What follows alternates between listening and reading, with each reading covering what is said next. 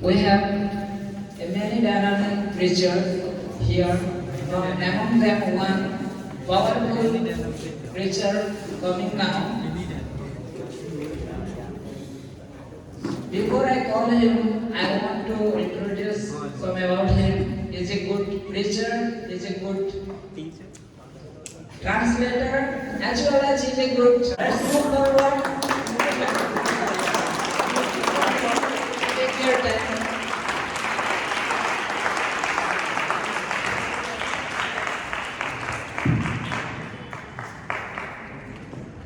Praise the Lord.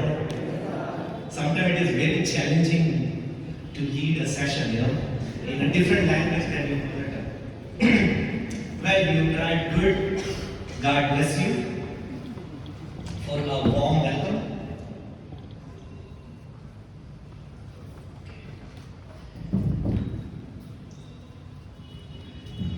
First of all, I would like to thank my living God for this wonderful opportunity to stand before you all and share His living word. And I'm also thankful to our dear President Dr. Matthew Thomas for allowing me to minister alongside him and be able to serve God in this avenue. And I'm also thankful for each one of you, as we know that you are praying for us and we are doing good, and by the grace of God we are enjoying our life. So thank you for your prayers, and thank you for your support, and thank you for the once again warm welcome. Okay. What I like most about this day is we are not yet done with New Year, because today, what is the date today? 31st, right? So 31st signifies the first month, because why we get excited? Because of the first month, first week, first day, and watch night service, first hour, and for some people, first minute. And we all give a call to our dear ones the moment it clicks 12, not 1 second. Okay? So still, though New Year is finished, we are still in the first, at least, of the month. So my message becomes a bit relevant. If you remember what I preached in last chapel service, anybody remembers? The power of time. Okay, so that same concept with a different flavor, we would look in this chapel service, and I would try to finish what I will be starting. So would you all please turn your Bible to a very familiar portion, and most of the youth meetings you may have heard this chapter is from Ecclesiastes, one of my most favorite books of the Bible. Ecclesiastes Sabhopadesha, Adhyay 11, basically it is chapter 12, but 2 verses we will borrow from chapter 11 and entire chapter 12. 11 अध्याय का अंतिम 2 पद, तत्पश्चात संपूर्ण 12 अध्याय। ये जवान अपनी जवानी में आनंद कर और अपनी जवानी के दिनों में मगन रह, अपनी मनमानी कर और अपनी आंखों की दृष्टि के अनुसार चल, परंतु ये जान रख। 12 अध्याय का पहला आयत पढ़ लें। अपनी जवानी के दिनों में अपने सृजनहार को स्मरण रख, इससे पहले कि विपत्ति के दिन और वे वर्ष आए जिनमें तू कहे कि मेरा मन। Thank you, Wesley sir. The moment you see this chapter, one thing you remember that this is addressed to someone who is young. Because most of the preachers, they prefer teaching this chapter in youth meetings or youth seminar. And most of us are young. And youth, if I look all of you, some of you may be close to 30 plus. And if someone is here above 40 or 50, you cannot call them old, because we call everybody अनुभवी. और दिन प्रतिदिन हम क्या होते जा रहे हैं? जवान होते जा रहे हैं ना. तो कोई अपने आप को अगर उम्र दराज महसूस कर रहा होगा तो हमारे वरिष्ठ पासवान के कथनों को जरा याद कर लें, ठीक? So I don't see any one of you not coming to the criteria of the audience of this chapter, because as we all are youth, young people, we have this temptation of forgetting God. But before I begin to talk about this very chapter, let me give you a bit of background about the message that I want to share with you.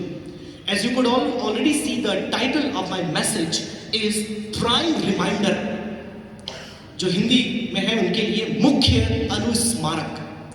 जिंदगी में बहुत सी बातें हमको याद रखनी जरूरी है, लेकिन सबसे मुख्य बात जो है उन सब में वो यहाँ आपके सामने है। There are many things that we need to remember. Like for example, I must remember where is my home. I must remember who is my wife, and she is there to remind me sitting here.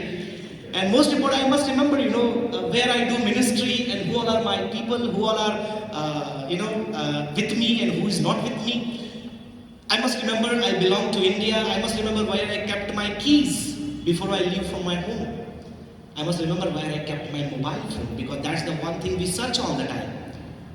Besides remembering all of these things, one prime reminder and one thing that you should always remember, हमेशा आपके ज़हन में जो बात होनी चाहिए वो इस अध्याय का सार है। And the proposition that I want to develop my thought on is life without God is meaningless. परमेश्वर के बिना ये जिंदगी निरर्थक है, अर्थहीन है या बेकार है। जिसके पास कार नहीं है वो बेकार है।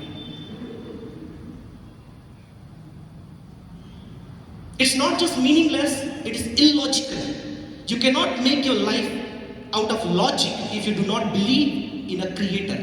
That's a philosophically defined illogicity. However, now understand the second part of the proposition. However, life with God might be, now this is very important, where you all can relate your life with. That's why this part of the proposition is most important. First part is for the people who do not believe in God. The second part for the people who believe in God. However, life with God might be challenging. परमेश्वर के साथ आपकी जिंदगी चुनौतीपूर्ण हो सकती है, undesirable, कई बार अनिच्छुक आप लग सकते हैं परमेश्वर के साथ होने के बाद भी, एंड अनक्लियर, आपको जिंदगी अस्पष्ट दिख सकती है। But in the end worth it. अंत में ये सारी बात जो परमेश्वर पर विश्वास है वो आपके लिए बेशकीमती साबित होगा in the end. So to say it in a way that without God or life without God is meaningless, illogical. However, life with God might be or maybe challenging, undesirable at times, unclear, vague, hard, but in the end, worth it. And the word is smoky that you see, I have written there, धुआं या धुंधला. You will see further as the message unfolds, the meaning will get clear. And three basic theme of the entire book of Ecclesiastes, as you all know, this is written by Solomon, the king. And people say that, in different stages of life, Solomon wrote the different parts of the books. Some say when he was young, he wrote Proverbs. Okay, नीति वचन उसने लिखा जब वो जवान था, लेकिन जब बूढ़ा हो गया तो उसने समुपदेशक लिख दिया, और जब प्यार में पड़ा था तब उसने श्रेष्ठ गीत लिखा था, song of Solomon. So people say in the three phases of life, three stages of life, he writes three different books. So scholars agree that when Solomon is writing this particular portion of writing, he is perhaps an old man. A man who has experienced a lot in his life. He has seen a lot. He has seen the teenager, he has seen the adulthood, he has seen the matured life. Now he is coming close to the end, but he wants to advise his son, or to say his people, because he is a king. And therefore this book sounds very scary. For some people, इसलिए आप सबोपदेशक से उतना प्रचार नहीं सुनते, क्योंकि लोगों को डर लगता है। सबोपदेशक is one of the most terrifying books, क्योंकि ये मस्का नहीं मारते। इस पुस्तक में कहीं भी मस्का या चने के झाड़ में चढ़ाने वाली बात नहीं। It's a raw, rough, real language, बहुत ही खरा, बहुत ही स्ट्रेट फॉरवर्ड, सीधा और स्पष्टवादी बुक है। इसलिए lot of people fear to speak from Ecclesiastes. And I have heard very less messages from this book over the years of my studies in the seminary and also in the churches. So theme of the book is this, that time is constant. समय किसी ने कहा है और लहरें किसी का इंतजार नहीं करती. And in this book Solomon has proved it. Okay? And why he said this message is very much close to the earlier one, because it is rooted in the concept of time. Second thing, death is inevitable. सबको मरना है, चाहे आप कुछ किए हो जीवन में या नहीं किए हो, हम सबको एक दिन मृत्यु को हासिल करना है। चाहे आप धनी हो या निर्धन हो, चाहे आप पापी हो या धर्मी हो, मरना तो सबको। That's the fact of life. Or the most certain thing in life is death. And third is randomness. Randomness. What is randomness? हाँ? आकस्मिक, बहुत बढ़िया, आकस्मिक। और another word, क्रमहीन, क्रमहीन।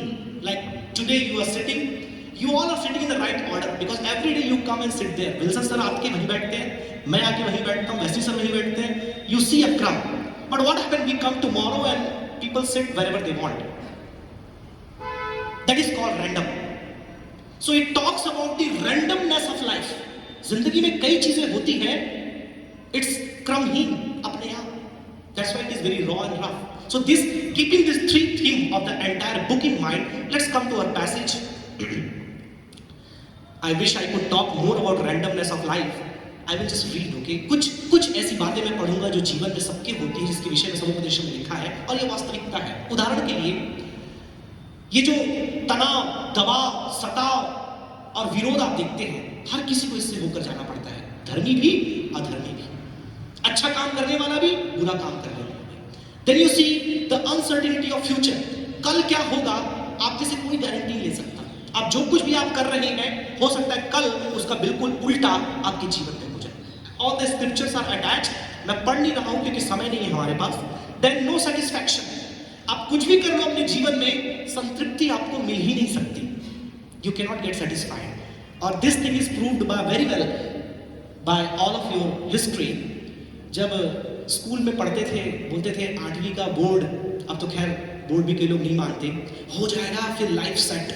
तो बहुत मेहनत किया, 8th 10th पास कर लिया, बोर्ड हो गया, फिर जैसी 11th आए, स्पेशल सब्जेक्ट लिया, फिर एक पहाड़ सामने खड़ा हो गया, फिर बोले यार ये पढ़ लेंगे, लाइफ सेट हो जाएगी, कोई टेंशन नहीं। 11th किया, 12th किया, पढ़ लिया, फिर लगा अब तो अच्छा चलेगा, फिर आगे देखा तो कॉलेज चालू हो गया, दूसरा पहाड़ सामने आ गया, कुछ लोग सेमिनरी आ गए, फिर discontent, dishonest, problem and all this thing came in your life and you have hard time. फिर लगा नहीं यार चलो बाइबल कॉलेज कर लेंगे 3 साल, उसके बाद कहीं मिनिस्ट्री चालू करेंगे, फिर तो life set, everything is all right and fantastic. If in secular world let's complete degree and get a job and get settled. फिर नौकरी लगी, मालूम चला इतना टेंशन, मिनिस्ट्री चालू, इतना तनाव, इतनी परेशानी, इतना विरोध, इतने चैलेंजेस, ये संतुष्टि आती क्यों नहीं है भाई? Then you move from there, you look at further, बोले काम करते हैं यार, फैमिली वाले बन जाते हैं, फैमिली वाले बन गए तो समझो बेड़ा पार। फिर 20-25 लड़की देखे, 10-15 लड़का देखे, एक चुन लिया, अभी एक ढूंढ रहे, हमारे इधर एक है, बहुत मजा आता है कभी कभी, ढूंढ रहे, देख रहे हैं ना, बातें चल रही, सब हो रहा है, वाइफ को पता है मैं किसकी बात कर रहा हूँ, लगा उसके बाद तो बस लाइफ सेट, फिर तो खत्म, उसके बाद मैं कुछ नहीं बोलूंगा। Then you have the life's end, death and judgment. जिंदगी का अंत है मृत्यु, right? मैंने आपको अभी बताया। Good crops are not guaranteed. आप कितनी अच्छी खेती करो, कितना अच्छा फसल लगाओ, कितना भी पानी दो, कोई बोल सकता है? किसान यहाँ पर मेरे को पता है दिनेश बैठे हैं, जाशवा बैठे हैं और 2-3 और किसान यहाँ पर बैठे हैं, मेरे को पता है आकाश है और some of you are there. Can you guarantee कि अच्छा फसल आपको मिलेगा? You cannot guarantee. No matter how much you have done. That's what Solomon says because he has seen it all. मैं नहीं देखा हूं क्योंकि मैं किसानी कभी किया नहीं हूं, लेकिन सुलेमान देख के बैठा है, इसलिए वो बता रहा है. I wish I could talk more about it, but let's come to our chapter. Chapter 12 is very interesting. You know why? Because chapter 12 talks about numerous metaphors, talking about the human life. एक जवान की जिंदगी नहीं, एक इंसान की जिंदगी. जवान तो वहां पर आया है, लेकिन एक इंसान की जिंदगी के बारे में वहां लिखा है कि उसका जीवन कैसा होता है. And why he is talking all this? Because he want to let you know about the value of time. And he is reminding you about time. And what is most important that you should do while you are passing your life through time. So let me talk about all those metaphor that आप लोग बोलते हैं हिंदी में उसे रूपक. कई रूपक का इस्तेमाल यहाँ पर सुलेमान करता है. आप लोग प्रतीक भी बोल सकते हैं उसको, जिन चीजों के द्वारा वो जिंदगी की वास्तविकता को समझाने का प्रयास करता है इन रूपकों के द्वारा. तो कुछ रूपक मैंने यहाँ पर लगभग सारे मैंने लिख लिए हैं, लेकिन पता नहीं कितना हम देख पाएंगे.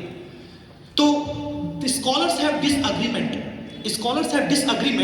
as to where this metaphor refer. Does it refer to human body or it refers to a house? That's why I have wrote the both part, these colorful metaphors, whether they refer to the parts of house or parts of body. Many scholars have different opinions as to what it refers. ये क्या एक घर की ओर इंगित करते हैं या मनुष्य के शरीर की ओर इंगित करते हैं. तो मैंने चुन लिया अपना interest. I as a reader, I believe it refers to human body. If you believe otherwise, it's up to you, not a problem. But I agree with the scholar who say it refers to human body. Now what are those things that या वो कौन से रूपक हैं जिसके बारे में सुलेमान हमें बताता है.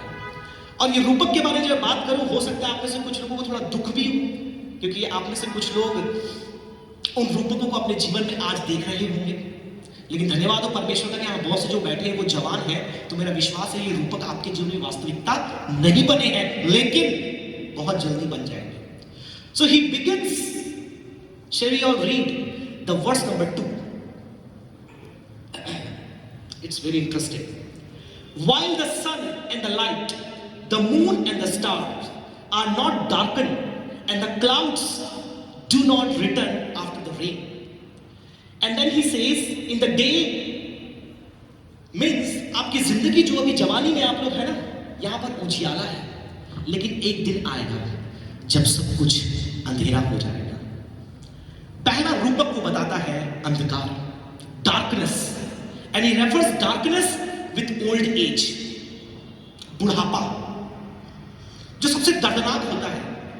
एक व्यक्ति के जीवन में सबसे दर्दनाक जो पल होता है उसका बुढ़ापा होता है. The old age is very painful, undesirable, and many people pray. I have heard this prayer by believers. प्रभु, लकड़ी लाठी हाथ में आने से पहले मुझे बुला लेना. आपने सुना है कि नहीं सुना? मैंने बहुत से लोगों से सुना. People pray this. कि हॉस्पिटल में एडमिट होने से पहले प्रभु तू मुझे बुला लेना. इससे पहले कि कमर मुड़ जाए, घुटने झुक जाए, तू मुझे बुला लेना. Because I don't want to go through the old age or that particular phase of my life. Then he moves on and talks about trembling of the keeper. पढ़िए हिंदी में कोई तीसरी आयत हिंदी में पढ़िए. उस समय घर के पहरुए कांपे. हाँ, घर के पहरुए कौन है? Arms. Scholars have deconstructed the word and tried to understand what does it mean. The keeper of the house refers to the arms. कांपेंगे. बुढ़ापा में ऐसा होता है, इंसान के हाथ पैर कांपने लगते हैं. Then he moves on, talks about another one, bowing down of a strong man. जो बलवंत शक्तिशाली झुक जाए. It refers to your legs. अभी आपके पैरों में मजबूती है, अभी 8, 10, 12 किलोमीटर आप ऐसे ही चल लेते हो, लेकिन एक दिन आएगा when you will not be able to walk or to stand because the old age will overshadow you. बुढ़ापे का अंधकार आपके जीवन में छा जाएगा. Then he moves to another metaphor. He talks about grinding ones are few. पढ़िए इसको, हिंदी में बहुत ही मस्त है। तीसरी आयत दूसरा भाग। मैं हमेशा ये बोलता, मेरी वाइफ को बहुत अच्छे से याद हो गया है, मैं हमेशा बोलता जब तक पीसन हारिया काम कर रही है अच्छे से पीस लो, एक दिन आएगा सब गला गला खाना पड़ेगा। लेकिन आज हम ऐसे युग में आ गए हैं, लोगों को पीसना ही नहीं पसंद, लोगों को सब गला गला निगलना पसंद है। इसलिए पका चावल, पका खाना, पकी रोटी, डबल रोटी, पास्ता, नूडल्स, ये सब देखो इसमें चबाने का काम ही नहीं है, डाला मुंह में गप से अंदर, और अगर चबा भी लिया तो आलू जैसा है सब। But what Bible refers, when you have teeth you must use it to chew, to munch. इसलिए हमारे सर हमेशा बोलते हैं मैस्टिकेशन। खैर वो बाइबल के मनन के बारे में बताते जब वो बात बताते, लेकिन मैं ये बोलता हूँ बाइबल के मनन के साथ साथ अगर स्वास्थ्य चाहिए तो मैस्टिकेशन कभी बंद मत करना। जितना चबाओगे उतना हेल्दी रहोगे, जितना कम चबा के निगलोगे या मतलब आलू जैसी चीजें खाओगे उतना अस्वस्थ रहोगे। Because it is Bible. पीसन हारिया, आप क्या पीस रहे हो बताओ मेरे को, कौन सा पत्ता आपके मुंह में पिसा रहा है? अगर नहीं पिसा रहा है तो फिर अभी से हमारी अवस्था बुढ़ापे की तरफ हो चुकी है। Very simple. Well, that's not my topic. But what the author is trying to tell you that one day, Pisan Haria, with these grinders, will be few. सब झड़ के क्या बचाएंगे? गिर जाएंगे. And that day, you will regret. When you had it, what you did with that. Then he moves forward, he talks about windows grow dim. Hindi में क्या लिखा है?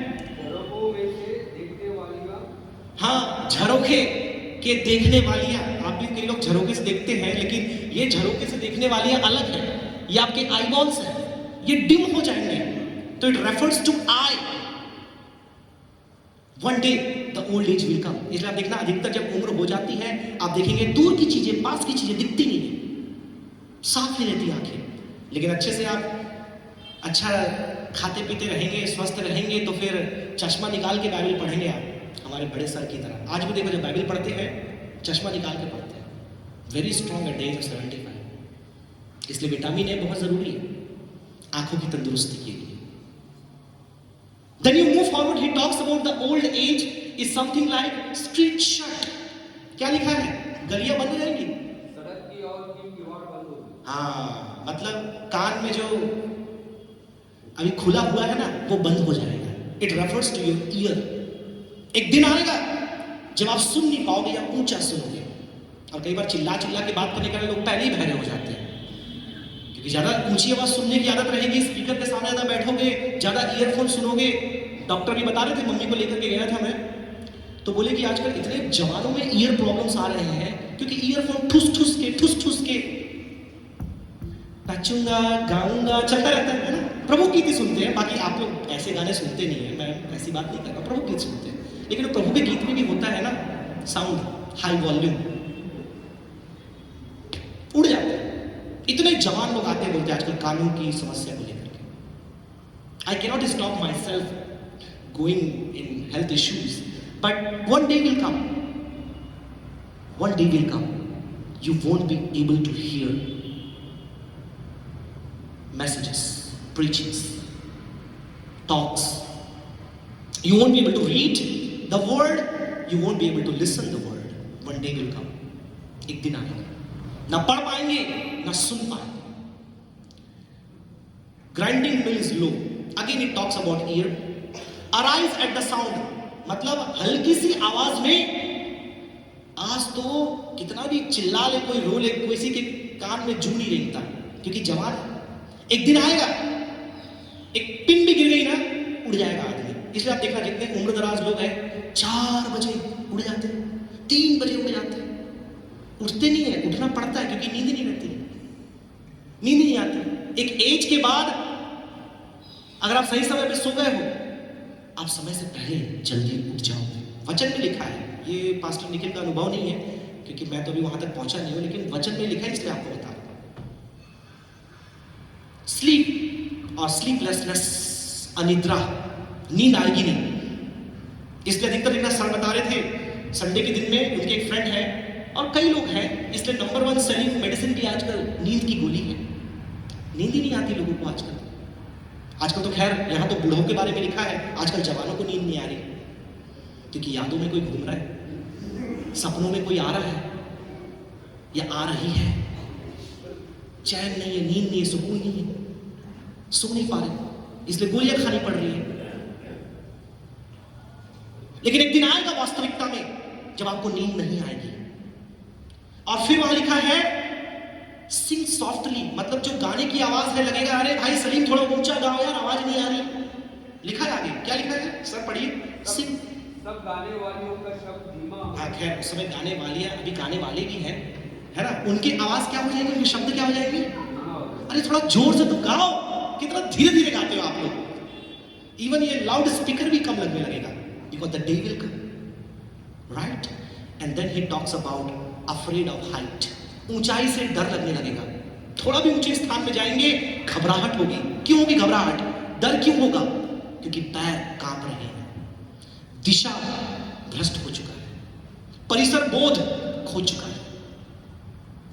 The age is coming, terror of the road, almond tree blossom, grasshopper, एक टिड्डी बैठ जाए बहुत भारी लगेगी, और दुनिया भर की बातें। Silver cord will be broken, golden ball is crushed, pitcher is shattered, wheel is crushed, all these things he is talking। और एक दिन ऐसा आएगा मिट्टी मिट्टी में मिल जाएगी और आत्मा परमेश्वर के पास लौट जाएगी। ये आयत आप लोग हमेशा फ्यूनरल में सुनते होंगे, ये इस संदर्भ में लिखा गया है। सुलेमान हमको डरा नहीं रहा है, याद रखिए, सुलेमान हमें भयभीत नहीं कर रहा, वो जिंदगी की वास्तविकता हमको बता रहा है कि एक दिन आएगा, एक समय आएगा जब ये सारे रूपक आपकी जिंदगी में वास्तविकता बन जाएंगे। और आज वही सारी बातें वो हमारे सामने रख रहा है। सुलेमान हमको बोल रहा है, आज तुम्हारे पास जवानी है, आज तुम्हारे पास समय है, what are you doing with that. ये पहला महीना खत्म हो जाएगा, बस कुछ घंटे में हम दूसरे महीने में आ जाएंगे, न्यू ईयर का भूत उतर जाएगा। बहुत से घरों से लाइट निकल चुके हैं, क्रिसमस स्टार निकल चुका है, क्रिसमस ट्री अभी हमारे घर का जाना बाकी है, वो भी पैक होकर के रखा जाएगा ऊपर। But you know what, one thing that makes something new is remember its time, and God has given you again that time. And what you going to do with that, you are accountable. You know why? Now let's come forward. पढ़िए उसकी 8वीं आयत को। उपदेशक कहता है सब व्यर्थ ही व्यर्थ। आप बताइए सब क्या है, व्यर्थ ही व्यर्थ है। आगे सब कुछ व्यर्थ है। Vanity, vanity, vanity, everything is vanity, and some translate to be meaningless. Meaningless means everything is meaningless. But let me tell you the meaning of this meaningless. निरर्थक का अर्थ समझिए पहले क्या है। कई बार हम लोग ऐसे समझते हैं। The root word that is used here is hevel. ये शब्द आप देखेंगे यहां पर मैंने हिंदी में भी लिख दिया है hevel। ये जो इब्रानी भाषा में ये शब्द hevel है, इट एक्चुअली निरर्थक नहीं इसका अनुवाद हिंदी में हो सकता, या अर्थहीन नहीं कर सकते आप, क्योंकि इसका अर्थ इब्रानी भाषा में होता है स्मोक। इसलिए आपने प्रोपोजिशन में देखा होगा, मैंने वहां पर वो वर्ड डाला था स्मोक, स्मोकी।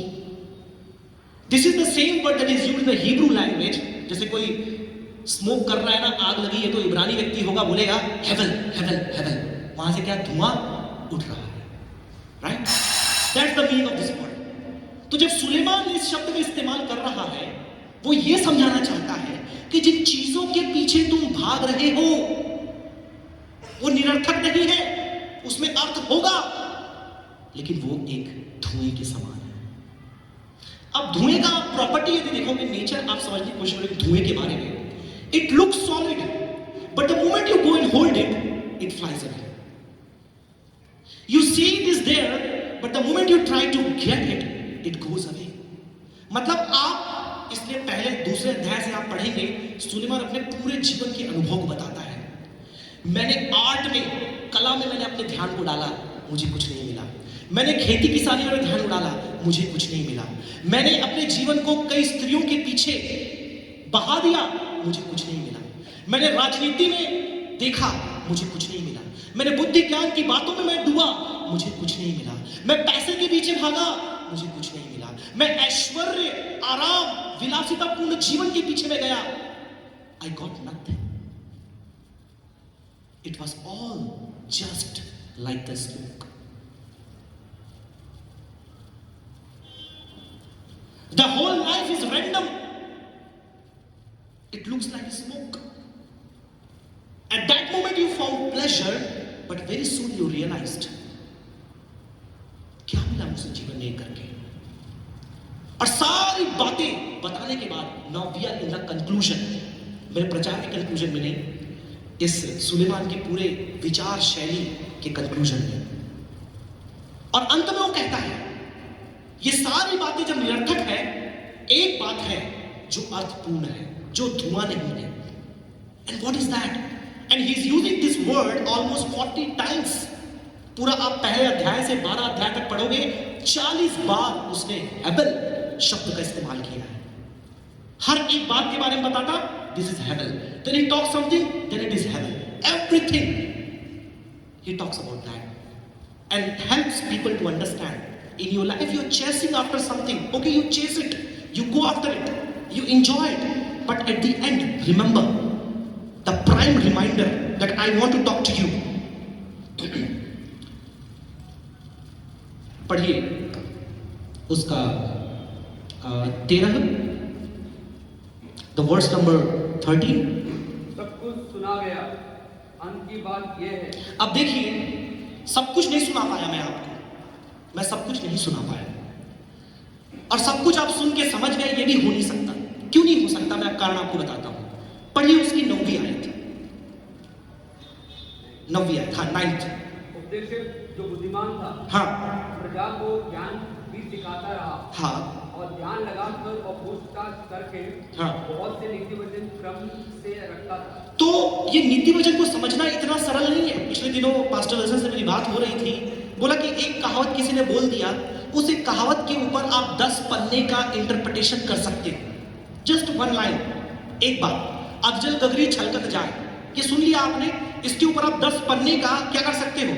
व्याख्या कर सकते हो। इतना गहरा उसका अर्थ है।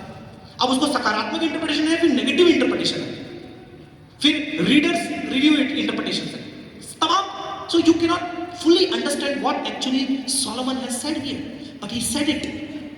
बड़े खोज करके, बड़ा जांच करके, बड़ी तलाश करके उसने कई नीति वचन लिखे। उसका उद्देश्य क्या था?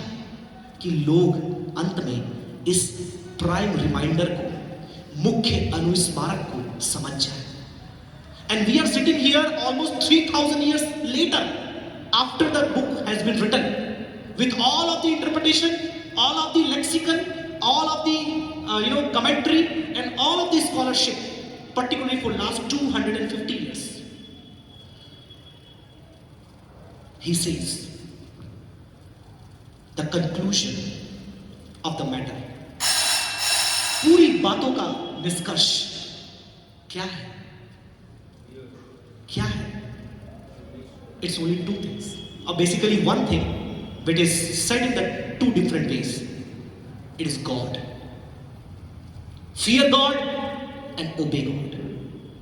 It's basically the same thing. Once you fear, you have to obey, or if you obey, that signifies that you fear. It's the same thing. You cannot have one without the other. आप ये दोनों में से एक को दूसरे के बिना नहीं रख सकते। These 2 are same. क्योंकि ये जो पुस्तक है मेरे प्रियो, ये कोई निबंध या कोई सारांश या कोई पैसेज नहीं है। It's a poetic literature. Poetic literature मतलब एक कविता है। इसलिए आप लोग देखे होंगे इस पोर्शन को अय्यूब से लेकर के पूरा Ecclesiastes, song of Solomon, Psalm, we read in Hebrew wisdom और Hebrew wisdom and poetic literature, because this all are poems. ये जैसा पढ़ते हो ये वैसा नहीं है, ये जैसा पढ़ रहे हैं वैसा नहीं है, उसके पीछे निहित अर्थ छिपा हुआ है। तो शायद इस अध्याय को हम 8 घंटे बैठकर यहां पर इंटरप्रेट कर सकते हैं, but I don't have that with me. So why I said all this thing, this is the bottom line. We sometime think that Yeshu के पीछे चल के परमेश्वर पर विश्वास करके मुझे क्या मिला। आज सुबह भी एक फैकल्टी से मेरी बात हो रही थी, उन्होंने बोला सर आज टेंशन में है, आज परेशान है। कई बार प्रभु में आने के बाद भी आपको लगता है जीवन में मुझे क्या मिला, मुझे कुछ समझ नहीं आ रहा अपनी जिंदगी का सार। मैंने सोचा मैं यहां पर आऊंगा, मेरे साथ ऐसा होगा, लेकिन उल्टा हो गया। मुझे लगा मैं प्रभु के पीछे चलूंगा, प्रार्थना करेंगे तो ऐसा होगा, अरे ये तो वैसा हो गया। मेरे घर में वो मर गए, मेरे को ये बीमारी हो गई, मुझे अभी चाहिए पैसा, मेरा हाथ खाली है। The random nature of life, जिंदगी का जो क्रमहीन एक स्वभाव है, जो कुछ भी कभी भी हो जाता है। एक का सिर फूट गया, 10 दिन तक नहीं आए स्कूल में, कॉलेज में। किसी घर में कोई एक भाई पढ़ने आया था, उसके घर में उसके मर गए, कोई चला गया बेचारा। कई बार लोग आते प्रश्न करते हैं ऐसी अवस्था में कि परमेश्वर कहां है, where is God in the midst of all this thing. परमेश्वर है कहां, परमेश्वर है क्या कि नहीं है। मेरी प्रार्थनाएं वो सुन रहा है या नहीं सुन रहा। मेरी जिंदगी में अच्छी अच्छी बातें जो होने का प्रतिज्ञा दिया गया था कहां है। हरे हरे घास कहां है, ठंडा शीतल पानी कहां है। सुलेमान ने ये सब अपने जीवन में देखा था। The random nature of life. कल की खबर है, एक बच्चा पैदा हुआ, मां ने उसको छोड़ दिया और उस बच्चे कुत्ते खा गए। कैसा एकदम से आपने एक्सप्रेस किया ना, ये हर घंटे हो रहा है, हर मिनट हो रहा है। ओनली थिंग आप जब पेपर पढ़ोगे तो मालूम चलेगा। पिछले हफ्ते की बात है, एक परिवार के 2 लोग देश को पार कर रहे थे, इतनी ठंड पड़ी, वहीं के वहीं पूरे बर्फ बन गए, स्टैच्यू, मर गए बच्चे अनाथ। यूक्रेन रशिया वॉर चल रहा है, हम यहां पर आराम से बैठे हैं, कितने लोग प्रतिदिन वहां मर रहे हैं, परेशान हैं। 2 साल पहले भूकंप आया नेपाल में, पूरी चर्च गिर गई, लोग दबके मर गए। How many tragedy, the random nature of life, I have to tell you. Now you can theologically interpret it and say it is a effect of sin, ये पाप का परिणाम है। But does it not happen with you and I? Does it not happen with us on daily basis? Are we not affected with the sin? Are we not affected with the sickness, disease, tragedy, accident? This is what Solomon wants to tell you. Remember, when you are young, your Creator. Obey Him, fear Him, love Him, regardless of the random nature of your life. Sometimes you will have answer to your question. Sometimes you will have no answer for the question. जवान लोग हमारे church के मर गए, आकर के उनके parents ने हमसे पूछा पैसा वैसा क्यों हुआ। पास्टर विल्सन से पूछा ऐसा क्यों हुआ। क्या उत्तर दोगे आप? क्या बोलोगे आप उनसे? All of you theology, philosophy, hermeneutics, है कुछ उत्तर? Suleman saw all this thing. अपने जीवन में सुलेमान ने ये सब कुछ देखा और अंत में बोला, that's why I made a proposition. Life without God is meaningless, illogical. But life with God might be challenging, undesirable, and unclear. But at the end, worth it. You know why? There is a reason. The last part of the verse says, please read verse number 14 and we shall close the chapter. क्योंकि परमेश्वर सब कामों और सब गुप्त बातों का, चाहे वो भली हो या बुरी, न्याय करेगा।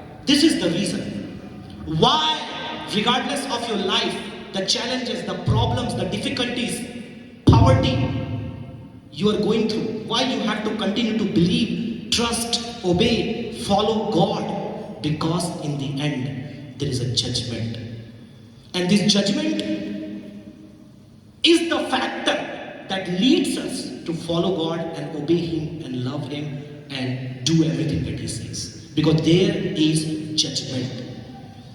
जवानी में लोग न्याय के बारे में नहीं सोचते, जवानी में लोग प्यार के बारे में सोचते हैं, जवानी में लोग अंतिम दिन के बारे में नहीं सोचते, जवानी में लोग अनुग्रह के बारे में सोचते हैं। जवानी में लोग सृजनहार को याद नहीं करते, जवानी में लोग अपने साथ वाले को याद करते हैं। सुलेमान ने सब कुछ देखा, सबके पीछे भागा। मेरे पास इतना अनुभव नहीं है, मुझसे ज्यादा अनुभव विल्सन सर के पास है, विल्सन सर का अनुभव हमारे सीनियर पासवान के पास है, लेकिन सबसे ज्यादा अनुभव अगर किसी के पास है वो है Suleman.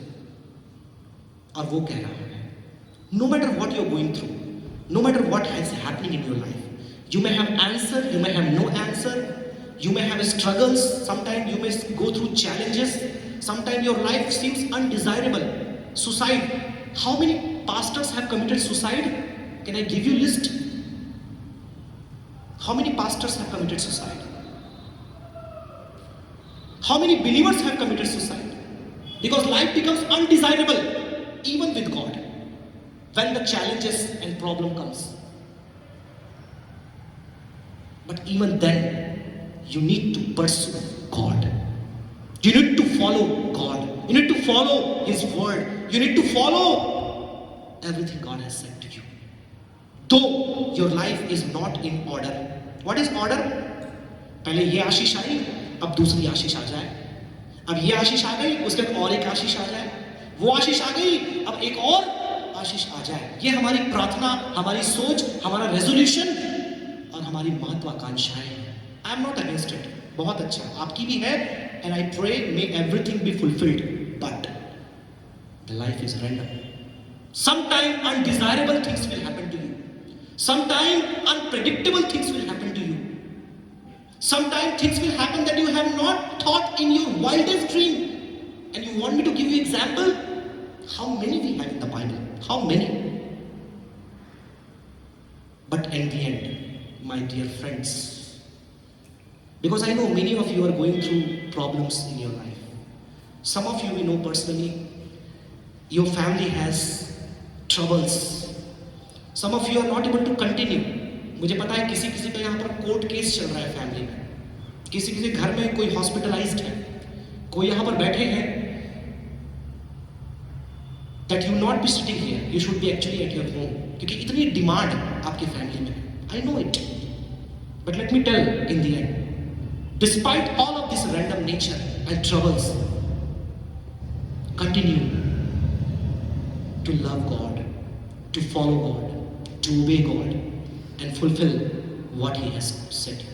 Because in the end, when the judgment comes, the reward will be paid to you. And you will be victorious, and you will realize that how it was worth it. Because it's not because Pastor Nikhil is saying, it's because Solomon, the wisest man of all, has said it. Above all, it is the word of God. ये परमेश्वर का वचन है. May God bless all of you. Thank you for being such a kind piece of audience. God bless.